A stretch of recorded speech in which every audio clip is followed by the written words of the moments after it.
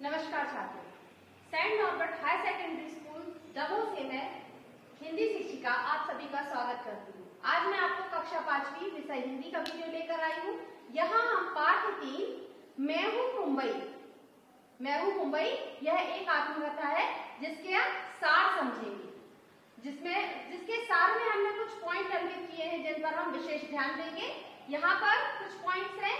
मुंबई का नाम कैसे पड़ा, मुंबई क्या क्या है, मुंबई किन चीजों के लिए प्रसिद्ध है और मुंबई में कौन कौन से स्थान प्रसिद्ध हैं, तो मुंबई में क्या क्या है और मुंबई में मनाए जाने वाले लोकप्रिय उत्सव के विषय में जानेंगे। और मेरी रीढ़ की हड्डी मतलब मुंबई की रीढ़ की हड्डी किसे कहा जाता है, इन पॉइंट पर हम विशेष ध्यान देंगे। तो कहानी का सार कुछ इस प्रकार से है। यहाँ मुंबई अपनी स्वयं की आत्मकथा सुना रही है। मैं हूँ सपनों की नगरी मुंबई, समाज और संस्कृतियों का मिश्रण, सिनेमा की चमक धमक से जगमगाती, सुखद सौम्य मौसम के पर्यटकों को आकर्षित करती भारत की व्यावसायिक नगरी। आज मैं आपको अपने बारे में बताती हूँ। यहाँ मुंबई अपनी आत्मकथा सुना रही है। तो सबसे पहला पॉइंट है मुंबई का नाम। मुंबई दो शब्दों को जोड़कर बना है, मुंबा और आई।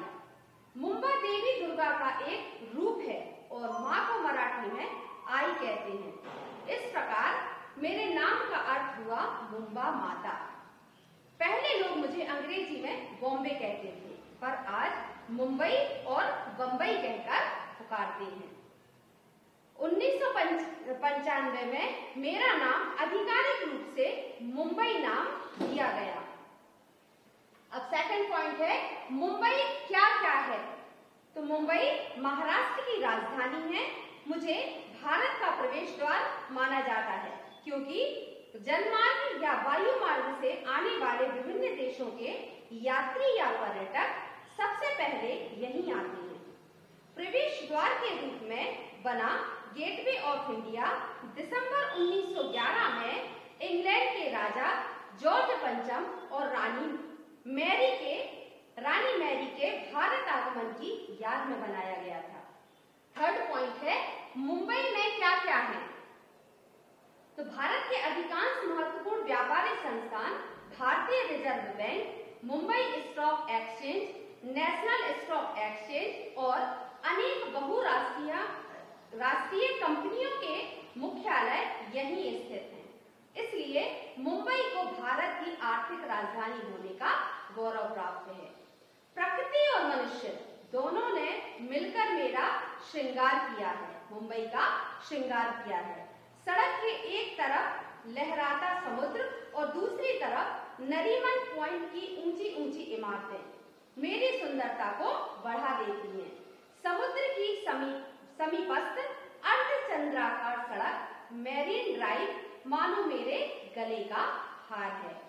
यहाँ घूमने लायक स्थल कौन कौन से हैं? चौपाटी समुद्र के किनारे खुली रेतीली जमीन है।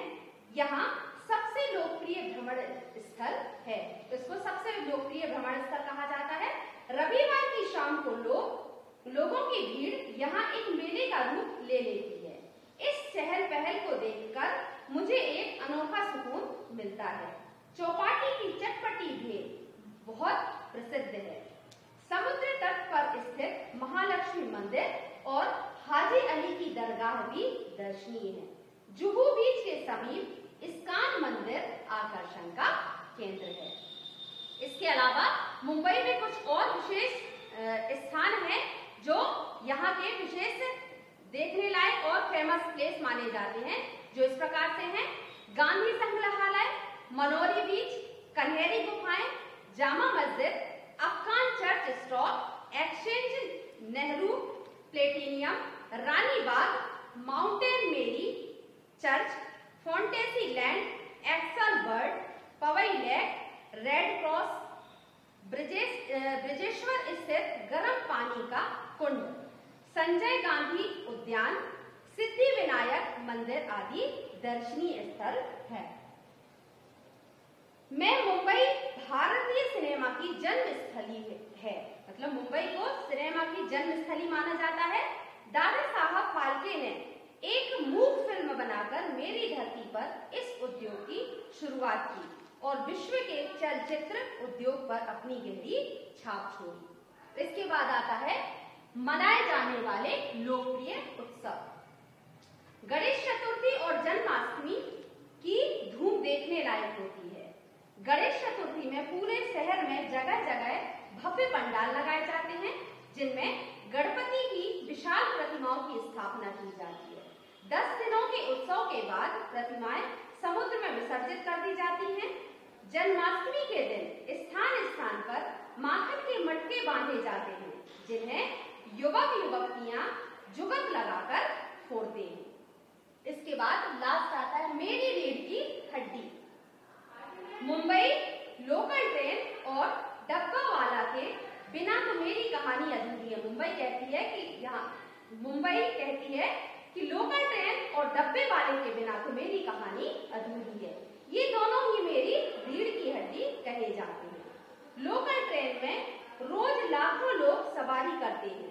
डिब्बे वाले प्रतिदिन 2 लाख डिब्बे पहुंचाते हैं। ये लोग बहुत ज्यादा पढ़े लिखे नहीं है, लेकिन टिफिन पहुंचाने में किसी तरह की गड़बड़ी नहीं है। यह है मेरी कहानी, मेरी जुबानी। अंत में मैं अपनी यानी मुंबई के लिए 2 पंक्तियां कहना चाहती हूँ, या मुंबई अपने लिए कुछ पंक्तियां प्रस्तुत कर रही है। रोज रोज इस शहर में लोग आते हैं, रोज रोज इस शहर में लोग आते हैं, इस शहर से दिल लगाकर बस जाते हैं। ये था मुंबई कहानी का कहानी आत्मकथा का सारांश। मुझे लगता है कि आपको ये सारांश समझ में आ गया है।